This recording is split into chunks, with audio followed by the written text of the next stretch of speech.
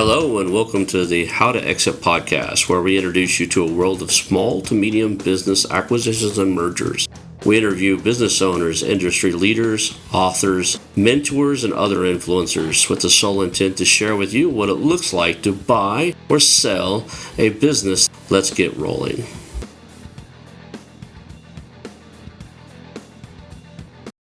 And now a moment for our sponsors. I want to highly recommend you get Acquisition Aficionado magazine. Every month, Acquisition Aficionado magazine brings you tactics for business buying and selling you won't find anywhere else. Learn firsthand from industry leaders who share their success stories, featuring in-depth interviews and stories from leading figures in the business acquisition industry. This multi-platform mobile magazine speaks to acquisition entrepreneurs wherever they are in the journey. And I want you to visit acquisitionaficionado.com today. Hello and welcome to the How to Exit podcast. I'm your guest host, Roger Glovsky. Today we're diving deep into the often overlooked human element behind building, scaling, and exiting businesses. Our guest today is Callum Laing, a serial entrepreneur, investor, author, and business innovator. Callum is also founder of the Veblen Director Program and a community of global investment leaders called Guild. His primary focus is M&A, which he does through the Unity Group, and he's been involved in over 100 M&A deals, and he's the author of 4 best-selling books: Progressive Partnerships, Agglomerate, Entrepreneurial Investing, and Boardroom Blueprint. One common thread across all of his work is his extraordinary insight into the psychology and motivations of entrepreneurs and investors. With that, Callum, welcome to How to Exit. Thanks, Roger. Looking forward to the chat. All right, well, let's get right to it. To start, would you explain what the Veblen Director Program is and what is the Guild member? Sure. Well, let me give you a bit of context. You mentioned that sort of my core business is doing mergers and acquisitions. And so myself and my business partner, Jeremy, have been doing that for about 10 years now. And I think when you're doing the volume of transactions that we've done, so as you mentioned, well over 100 deals, you start seeing problems and challenges and opportunities, because we're entrepreneurs, we see them as opportunities. One of the things that I saw was there's a lot of people on boards that were not necessarily on them for the right reasons, or they were very much on them for their own reasons rather than representing all the stakeholders.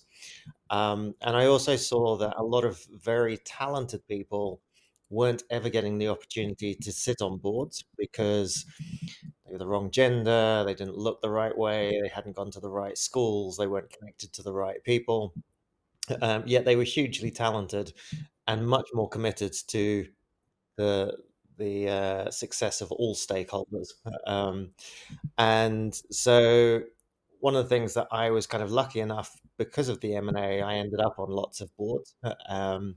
And I started to see some of the sort of ways that you can get in, some of the inside tricks to get into a board and how to affect change. And so I set up the Veblen Director Program to help leaders to basically get their first board seat, because that's part of the problem. Is it's a little bit like at the beginning of your career, nobody will give you a board seat unless you've already got a board seat.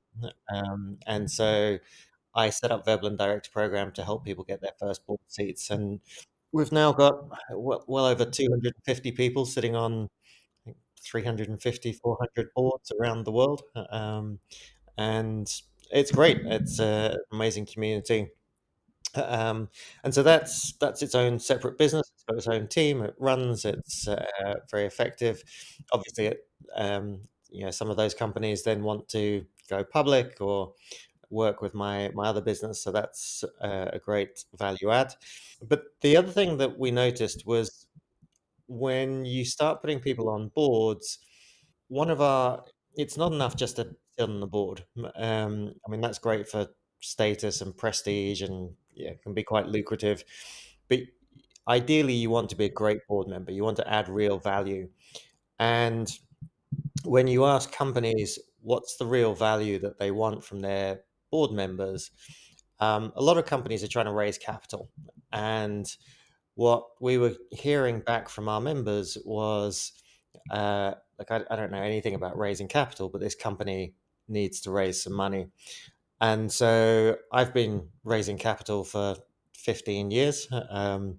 Mostly it's a very painful, excruciatingly painful, frustrating task. But in recent years, it sort of flipped the model on its head a bit and started to have quite a lot of success raising capital. And so I put together uh, a whole lot of content around how to raise capital, but kind of working back to front, starting with what investors want and then working back to creating the investment vehicle for them. And that's, as you mentioned, we've now got a great community. There's around 500 people in that community, all building their own networks of investors, learning how to raise capital, sharing deals. And so it was originally kind of to solve a problem for the Veblen Director Program members, but it's taken on its own entity and its own life as well. So yeah, that's kind of those two communities. So you started out as an entrepreneur, but one of the things that you recognized along the way is the value of having a board of directors or participating in other board of directors. So Yeah. Veblen sort of adds that component to building businesses. And the other is developing relationships with investors and having an investor network, and Guild really fills in that piece. So those are two main pieces. Would you say that they're often missed by entrepreneurs in growing their businesses? Yeah, and I think again, taking it back to the topic of this podcast, which is how to exit. Oftentimes when founders reach that point when they want to exit, and it's normally because they've reached a point of frustration, and they maybe start talking to buyers. You have to think about it from a buyer's perspective. Buyers are looking, they're not going to buy anything unless they trust you, and so building relationships before you ask for something is really, really important. But they also want to know that the business is an ongoing entity even without you, and a board is something that serves that purpose. So I think people, often entrepreneurs, are quite sort of, they have a negative perception of boards because the sort of the public perception of boards is that they're there to stop you doing the fun stuff. So I think the way I explain it to Veblen members is, if you're an entrepreneur, you build your business by taking risks and trying new things, and most things fail and some things succeed, and you build it up, but the whole thing is held together with chicken wire and masking tape. It's like it's incredibly difficult to build a successful business. And eventually you get to a point where you want to step down from the day-to-day running of the company. And now you need to trust your baby to someone else. And that's very scary, because if that someone else uses their initiative and does something wrong, it could destroy 20 years hard work. And so that's kind of where the idea of boards came from, which is like, okay, I put a CEO in place, but I want some sanity checks. I just want to make sure that they don't do anything really crazy and destroy everything that we've built up to this point. And so that's kind of the idea that people think about in terms of boards, which is they're there for good governance. They're there to prevent anything too crazy happening. And that's fine. And at a big company level, that's generally what they're there for. What we tend to focus on with Veblen Director Program is at the beginning of the journey. And it's about being a board that is supportive. How do you help the company grow? How do you use your contacts to help the company grow? How do you do introductions? How do you become an advocate? All of those things. Where it's important from an acquisition point of view is that if I'm looking to buy your company, if you are the only senior executive, if you're the CEO, the founder, you carry all the cards, despite the fact you told me you hardly work in the business, which is what every entrepreneur says, but we all know it's not true. Um, I know that if you get hit by a bus, that business is probably in trouble. Whereas if there's a board of directors in place, I feel like there's more continuity. There's some people there that have responsibility for the ongoing process of the business, and that makes the company more valuable because it has that continuity. So there's a level of maturity in building a business where it goes beyond the entrepreneur, the founding team. You have an outside board. It starts to have more of an institutional, or at least more of a duration beyond the life and the career of the management team. So that's an important part of the process. I want to focus a little bit on the trust element and really the human psychology that's involved, because I think in your most recent LinkedIn post, which really resonated with me, my career really started out as a trusted business advisor. So in your post, you said the most valuable investment that you can make is building trusted networks. And can you expand on that? Why is trust in general so fundamental when doing business? And what do you mean by trusted networks? Yeah. So look, business is everything in business is trust. Uh, there's what's the slogan on the back of the dollar note? In God we trust, or something. Everything is about trust, and one of the things you notice is the more people trust you, the faster the whole process goes. And so, for example, one of the things we talk about in Veblen Director Program is building your profile. When I was a young entrepreneur and I would go and have meetings with successful entrepreneurs, if I was lucky enough to convince them to meet me for a coffee, I then had to spend the first 20 minutes of that meeting selling myself, convincing them that I was serious, that this is what that it was worth their time to have a conversation with me. That's hard work. What you do when you build your profile in public is people start to trust you already because they start to hear your thoughts, your values, what you stand for, how you deliver value. And so when you meet them for the first time, they already know that they can trust you on a certain element. And so what happens is if you, for example, you read that blog post, suppose you didn't know me, you say, right, okay, this aligns with my values. This is someone I want to do business with. I notice he has a product, or I want to take my company public. We can get straight into the logistics of, is this a good deal for me and you to be doing, rather than spending time on, are you the right person to be doing this deal? And so trust is really about increasing. The more trust there is, the more velocity you get in business, and the more velocity, the faster everything goes, which is a key point. So I can't remember which book I talk about this, but one of my first kind of realizations on this was, when you're a young entrepreneur, it's very difficult to build trust because you're young and green and you've got no idea what you're doing. Um, but you can leverage off other people's trust. And so the first time I realized this was when I was trying to raise capital for my business. As a young entrepreneur, it's very difficult to raise capital. When I put a board of directors in, I could leverage off their reputations. I could leverage off the companies that they were working with. So I had somebody from Google. So I could say, I have someone from Google on my board. That's incredibly valuable, and it's a shortcut to an investor that, okay, this is not just some kid with an idea. There's some kid with an idea that's got some kind of tacit support from somebody that's smart enough to be working at Google. And so it's this idea of leveraging on uh, trust, and leveraging on other people's trust where possible. A board is a very small network. I'm a huge fan of creating communities. I think, ultimately, all the fun stuff in business happens when people come together and start doing things. And so, if I take Veblen Director Program, I mentioned we've got 250 plus people in that community. They're all sitting on boards.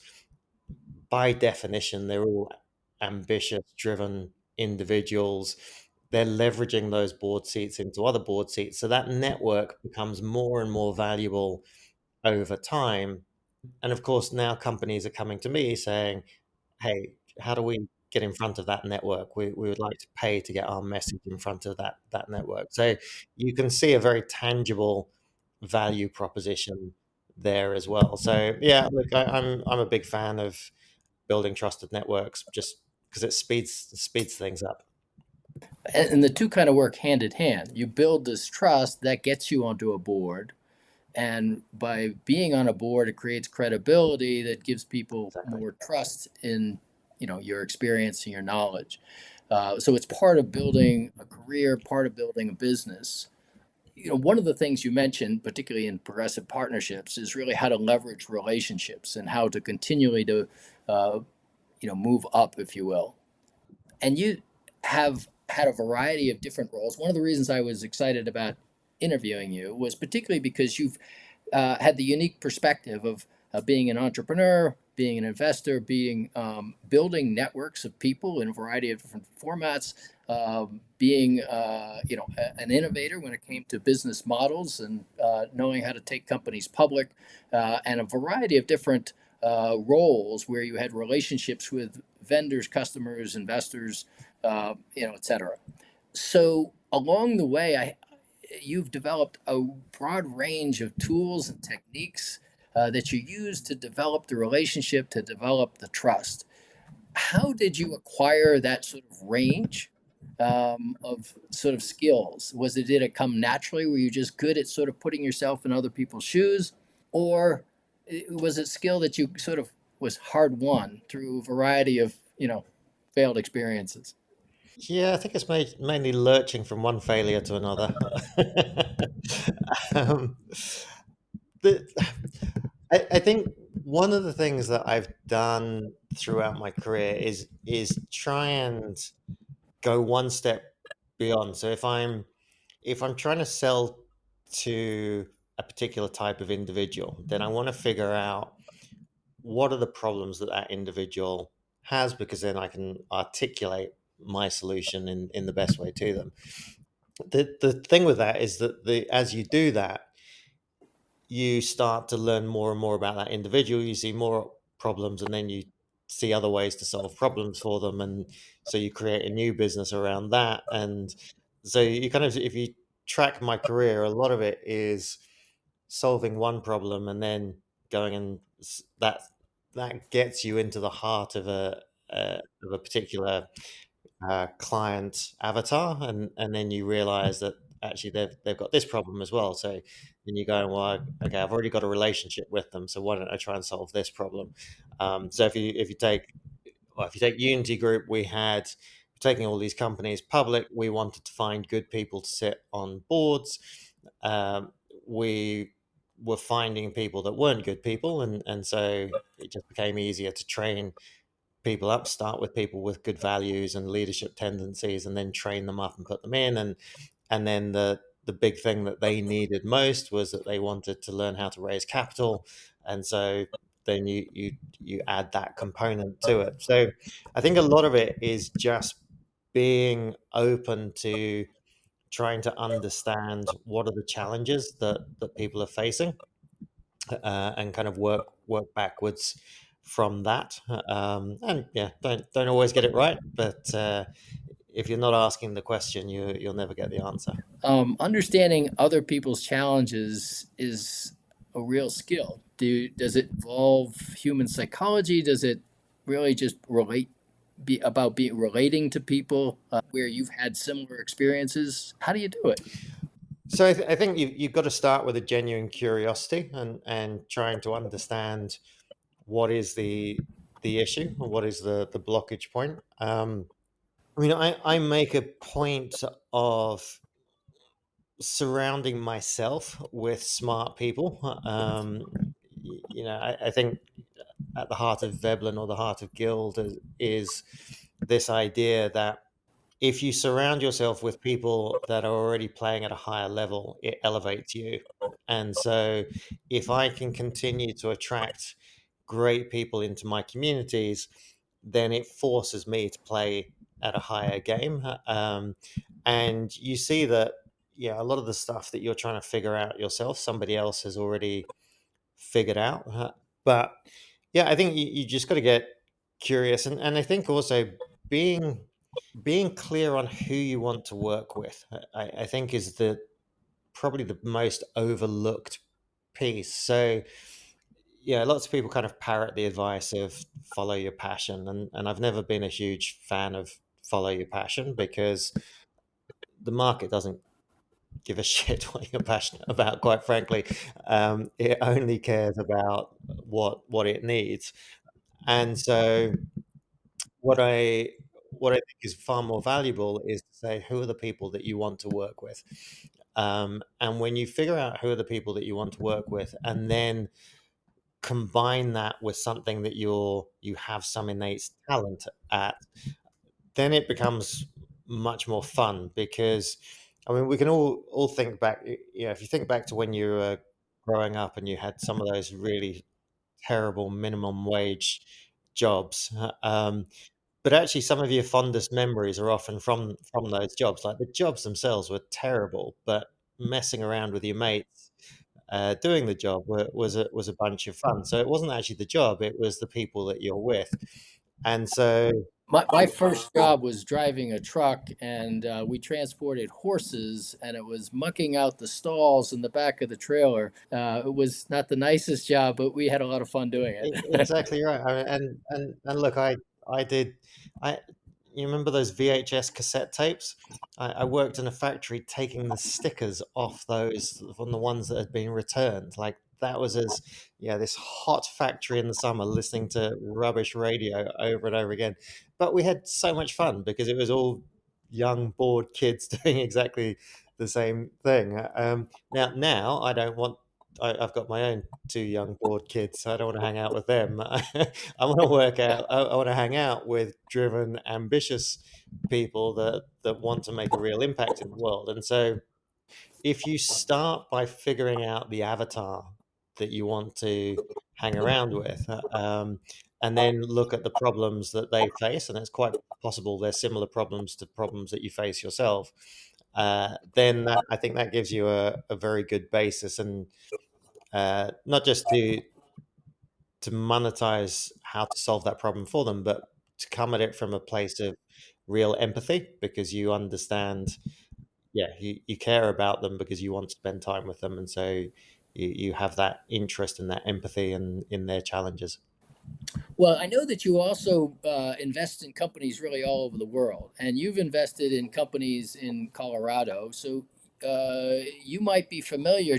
Today was really the first day of Boulder Startup Week. I don't know if you're familiar with Startup Week, but the whole concept of startup communities, which really kind of reached around, grew, expanded to cities, towns, communities around the world, is this started here in Boulder. It was started by some of the co-founders of TechStars, if you're familiar with TechStars, and Yep. the founder, one of the co-founders, Brad Feld, he's a venture capitalist, and he's written some books that I think align with some of your thinking. So one of your concepts is to add value first. That in developing networks. He in developing what he called the Boulder thesis, which was how to build a startup community, how to really add value. They had this mantra of giving first, of giving before you take. And there's also Adam Grant, who wrote a book, Give and Take. That's very similar and very much aligned with your approach, which is before you expect returns, and in order to develop relationships, whether it's investors or others, there's an element to giving first. How does that work? Why does it work? I, yeah, it's weird because it's such an inherent idea now. It surprises me when people still see it as kind of new or innovative. Uh, Look, I think it comes back to this idea of trust. And so if you go back to Cialdini's book on influence, and the law of reciprocity, that's one of those key things that if you give first, then people are that there's a social obligation for them to at least pay attention, and you can see it, at a very, very basic level when I talk to people about their LinkedIn strategy, for example, how you do it. So a lot of people will just go and try and connect to the people that they want to connect with on LinkedIn. Now, if you have any level of profile on LinkedIn, you get overwhelmed with connection requests. And so, like me, I ignore most connection requests because there's just too many of them come in. If somebody has commented on one of my posts 2 or 3 times, and so we've had a bit of a discussion on something, and then they connect with me, then even if I don't know them, even if they're not, necessarily a high profile connection that I'd be looking for, I'm more than likely to accept that connection because they've taken some time, they've done something first for me by building traction on my post, and so I mean that's a very, very small example. It's a very easy thing for people to do, but it makes a real difference. And I think again, it's just kind of this idea of the more trust there is, the more speed there is. And I think the bit that people get wrong is they often try and shortcut the process. And so, if you take the content that we talk about in Guild, the idea is that you try and build a relationship with an investor first. Figure out what it is that they're looking for. What's the problem that they're trying to solve? Is it capital appreciation? Is it yield that they're looking for? Are they looking for safety? Are they looking for risk? Are they looking for, do they want to learn? What are their objectives? Start with that and then go out and try and find deals that potentially match that, as opposed to what most people do when they are trying to raise capital, which is they say, right, I've invested a year of my time building this startup. Now I need to find an investor that wants this startup, which is kind of like looking for a needle in a haystack. And so if you then kind of take the if you take that through to sort of the pitching experience of raising capital, and this is where the media doesn't help. Things like Dragon's Den, or those pitching shows give the impression to young entrepreneurs that the way that you raise money is that you just have an amazing pitch. And in fact, if you kind of Google how do I raise money, everything comes out Silicon Valley. It's like, here's the Uber deck. So just repurpose the Uber deck. They raised billions, and then go and knock on 1,000 doors. What you do when you approach things like that is you're not trying to build relationships. You're just trying to be very transactional. You're just trying to hope that you find somebody that's waiting to write a check, and that doesn't exist in today's world. Like, nobody's going to write a check until they trust you. And so if you say to somebody, what you need to do is build a relationship with an investor, spend 3 months getting to know them, and then tell them what you're doing and building, and how you could add value to them. Most people won't want to do that because it takes 3 months time. They'd rather just spend that 3 months knocking on 1,000 doors. But actually, yeah, you end up saving time by building trust up front. And I think it's a difficult thing for people to get their head around. But if you can build those relationships ahead of time, if you can start to have, I think if you can start to think in terms of, when you meet someone, this person might not be valuable to me right now, but at some point in the next 20 years, they could be incredibly valuable to me. That's a much more useful strategy, and often comes back to you tenfold, because at some point down the line, there will be some opportunities to work together. That's really a longer term view, isn't it? I mean, you're looking at over your lifetime, over a career, you've made actually a number of points. One is this long-term view that if you look at the, over your lifetime, you're developing these relationships and they come back to you over time.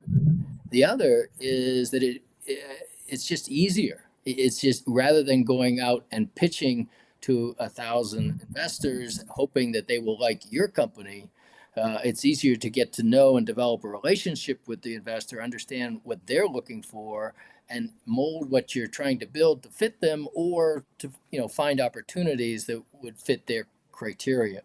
So Yeah. it's just an easier flow.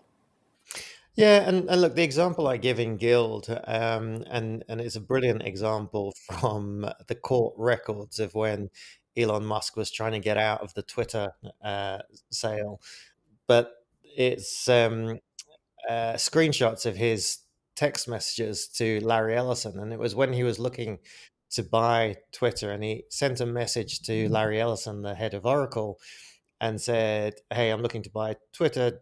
Are you interested in participating?" And Larry said, "Sure. How much do you think?" And Elon said, "Yeah, 1 to 2 billion." And Larry says, "Sure, I'm in." And Doesn't get you any kind easier of than that, right? um, and but what's interesting is when that's shocking because the numbers are so big. But when I looked at kind of the last half a dozen investments that I had made, they were all followed a fairly similar pattern. It was people that I trusted had reached out to me and said, "Hey, I've just invested in this company. You should take a look," or the I can get you an allocation into this company. I'm already in, and because I trusted them and because they were already involved, it was very easy for me to say yes. And you kind of contrast that with the idea that most people have, which is if I send my pitch on LinkedIn or a cold email, that the investor is just going to go, "Oh, you know what? I've got absolutely no investment ideas. I've got nothing going on in my inbox, but oh look, here's a brand new email from a person I don't know about a company in an industry I know nothing about, but it's a very compelling pitch. So let me write them a check. Where do I send this check now?" It doesn't It's it just doesn't happen nonsense. that way. It has to be a friend of theirs who's already in the deal, who can't Exactly. who says there's no more room, you can't get in, and then that's the deal they want. Yeah. Yeah. So look, knowing that, then you start saying, well, okay, I'm going to stop wasting my time spamming databases, and instead, how do I go about building real, meaningful connections and investments, and get those referrals from people that genuinely want to connect me to the right people? Let's shift gears a little bit. This is another potentially transformative topic. It's AI, which everyone wants to talk about today. In fact, just today, your friend Daniel Priestley was featured on Stephen Bartlett's Diary of a CEO podcast, discussing really the profound impact of AI agents.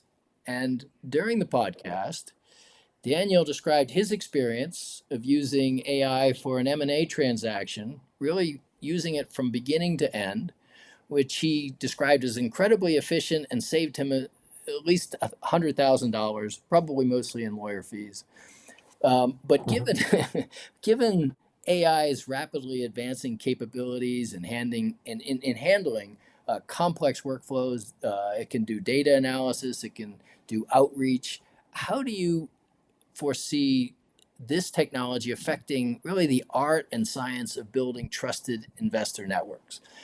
As AI automates more processes, really does the human element that Daniel also emphasized, do those skills of building deep trusted relationships and understanding human motivations, really do they become even more critical for successful connectors? Yeah, I think so. I caught up with Dan in Texas a couple of weeks ago, and we were talking about this because, yeah, I think we're both fairly aligned on this. I think there's there's a lot of talk about AI in the last couple of years, but the reality is we've all been using AI very, very efficiently for the last 20 years. We've been using it to give agency away. So Google uses AI very successfully to serve us up the best options when we search for something. YouTube gives us all these selections of what we should be watching next, and it's very, very good at it, as does Netflix, as does Spotify. um, and so we have become excellent users of AI to give choice away in return for saving time. When ChatGPT came out, really that was the first time AI had been put into the hands of us as consumers to actually use it with leverage. And I think what is going to be very interesting is that you're going to have a few people that become very, very good at creating a lot of agency using AI. So they get more and more powerful and more sophisticated, more and more ability to get stuff done. And the vast majority of people are just going to say, just take away choice, like just make my life easier. If it makes my life easier, I don't care. And that's fine as well. But I think for those of us that probably listening to a podcast like this, we want to be on the end that is delivering more value and being more efficient and getting more agency for it. I think the challenge that we have is that the technology is developing so fast that it's kind of difficult to even figure out where it's going to be 6 to 12 months from here. So Elon Musk reckons that within 5 years it'll be 1 million times as powerful. Now that's kind of hard to get our heads around.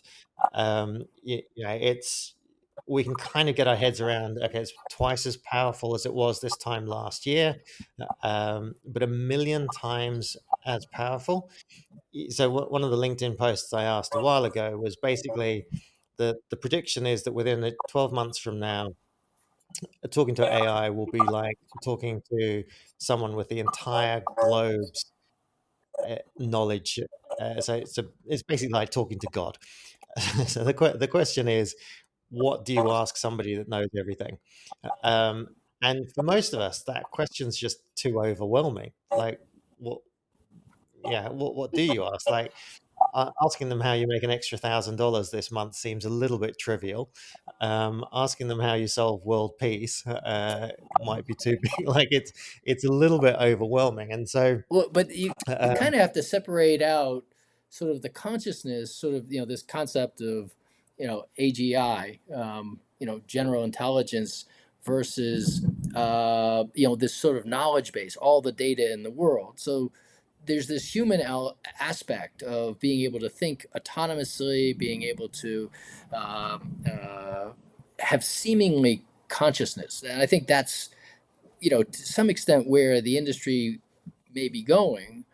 But then there's this huge volume of data that no one person could, retain or know right, everything. yeah, And you kind of have yeah, both. We're not at the consciousness level yet, but we're seeing so much progress that people are talking about it. And those, yeah, and and I don't think. I mean, like, I don't think this is the forum for that conversation. But I think that yeah, well, purely as a but I think it is to the purely as a extent of trust, in terms of developing human relationships, and this idea of consciousness is really the part of the human to human connection. That you're dealing with yeah. a human as opposed to a machine. Yeah, so I think that's kind of where I come back to this is the tech is developing so quickly, and trying to predict what industries are still going to be around in 5 years' time, what roles are still going to be around is very difficult. I think the things that will become more valuable are those human connections and those human experiences, and I think you can kind of see it being playing out in LinkedIn, like people do the generic AI driven content post, but it's just fluff. It's just kind of There's nothing to it. Whereas if somebody starts a post talking about, something that happened to them in childhood, or a very real experience that they've had, we resonate with that much more. And so I think that there is going to be a very large premium placed on the power of personal connections, and things that can't be replicated by AI anytime soon. Makes sense. So let's bring it back to the human connection. One of the areas that you were very innovative was in developing this agglomeration model. And Mhm. one of the things that's unique about it, again, from this relationship building perspective, is that you created a model where you had multiple founders, multiple companies inside of a parent company. Um, and you had to develop a trusted relationship with each one and align the incentives of the business so that uh, all the entities would be uh, aligned. The interests of all the entities were aligned. It seemed to me that that model, what made it unique, was that you thought about it very deeply about how to build the relationships and how to be able to persuade entrepreneurs that the entity as a whole, the parent company's interests were aligned with the business owner's interests. How did you develop the trust? How did you get them, the founders, the entrepreneurs, the companies, to be comfortable with working with you in that kind of a context?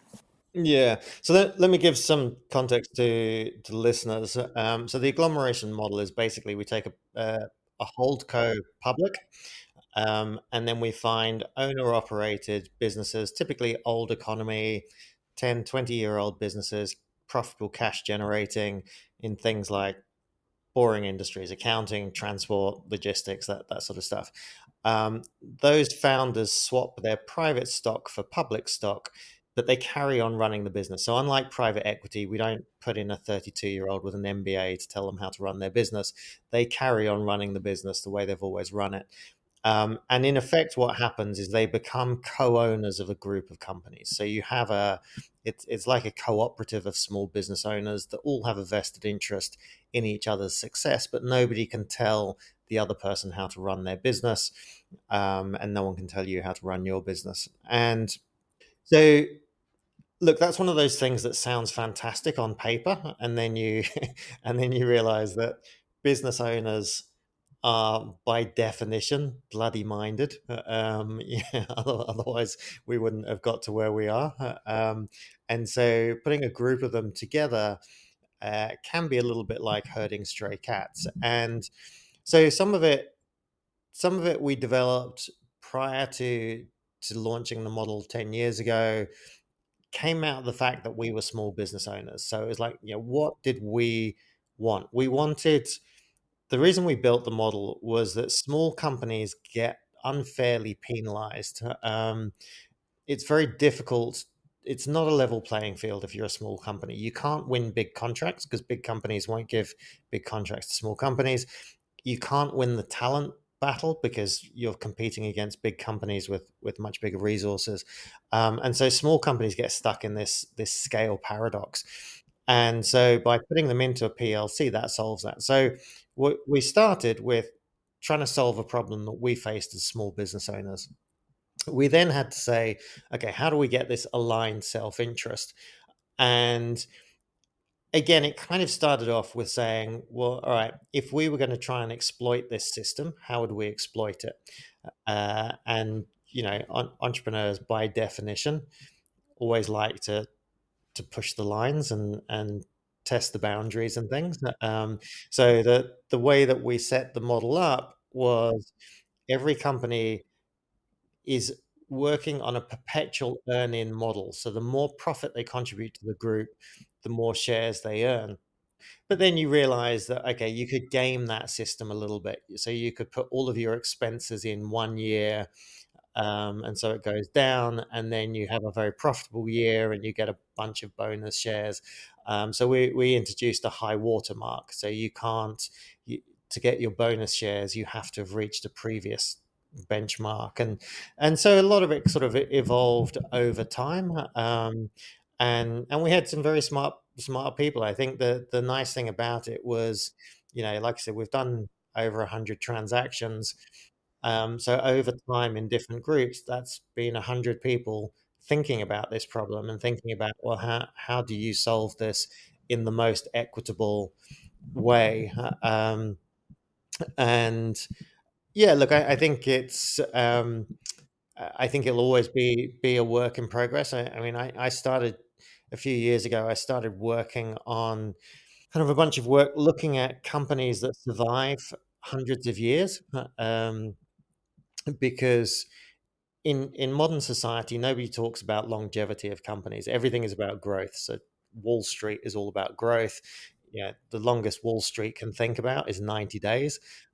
Silicon Valley is all about growth. It's like, do one round, do a second round, do a third round, do an exit, like that. That's it. No, nobody's talking about, is this company still going to be here in 5 years' time, or 10 years' time, or 100 years' time? And so I started looking at, and this kind of ties back to the boardroom stuff. You start looking at governance. Why are some companies still here after hundreds of years? Why did some companies last 1,000 years and then suddenly disappear overnight? Like, what are the differences?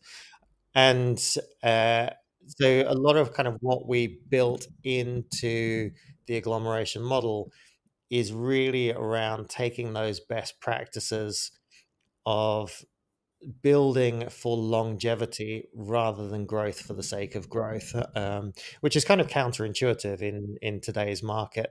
But we because we can do so many acquisitions, we get our growth very quickly through M&A, and then the focus on the internal governance of the company is much more sort of measured growth, which hopefully gives it longevity. Well, that's a consistent theme, I think, in some of your comments is that you're looking at more of the long term view and the long term value. Is that also built into the trust relationship? Let me ask you this question about the agglomeration model.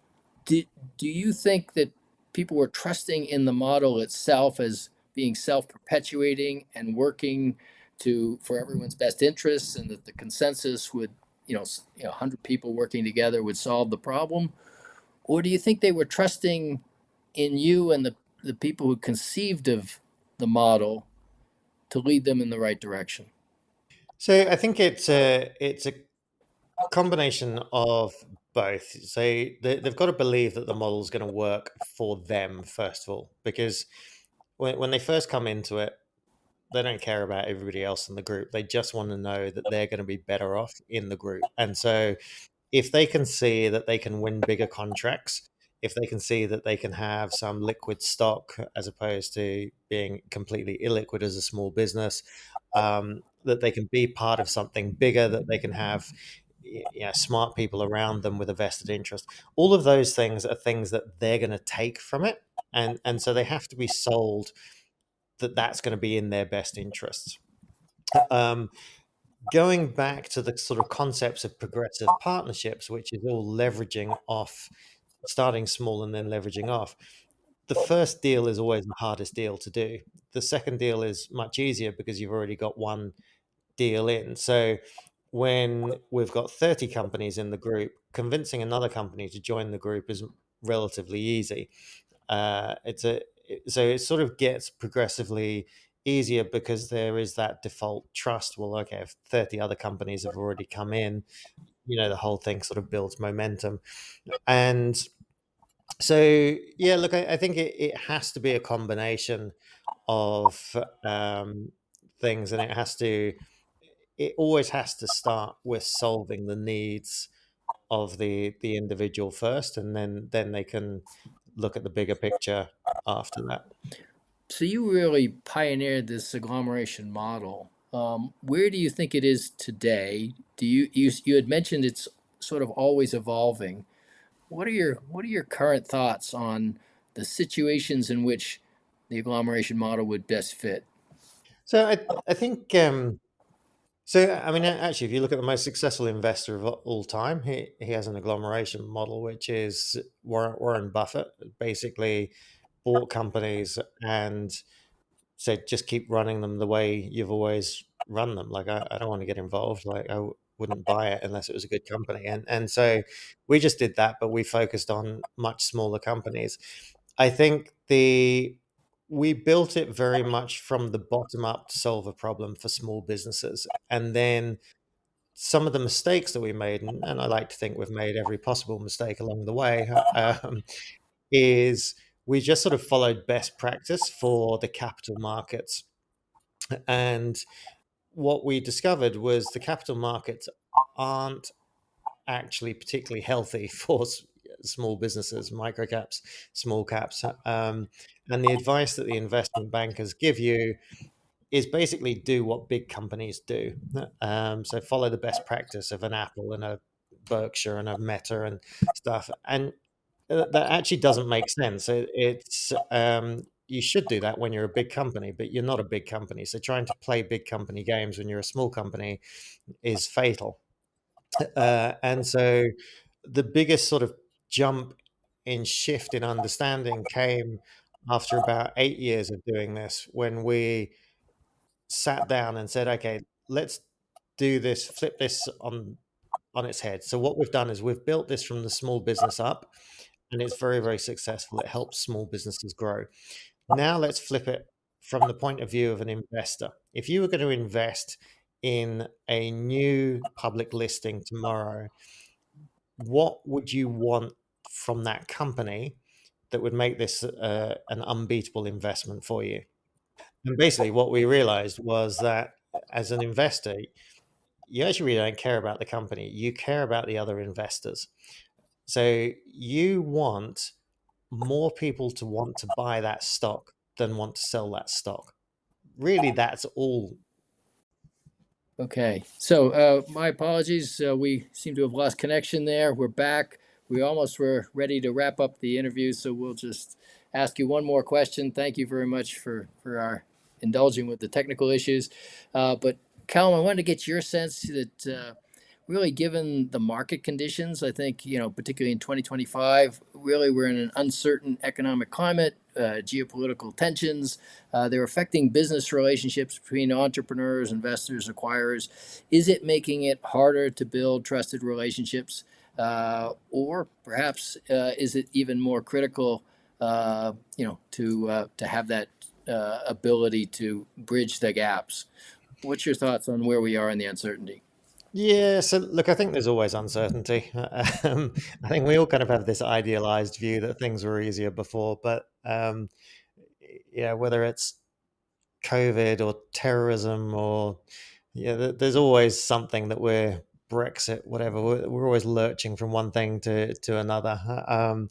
I think for entrepreneurs, uncertainty creates value differentials, and value differentials is where we make our money. And so uncertainty on its own is not necessarily a bad thing. I think the what you want to be able to do is to capitalize on it as quickly as possible, and that's where trusted partnerships come in. So if people know that, if they know you and they trust you as someone that gets stuff done, then they will come to you when they have opportunities, and that's basically the heart of the whole idea. So yeah, look, I think we are in uncertain times, but I'm not expecting that to ever change. But I think surrounding yourself with good people that you can rely on to deliver means that you will always be in a position to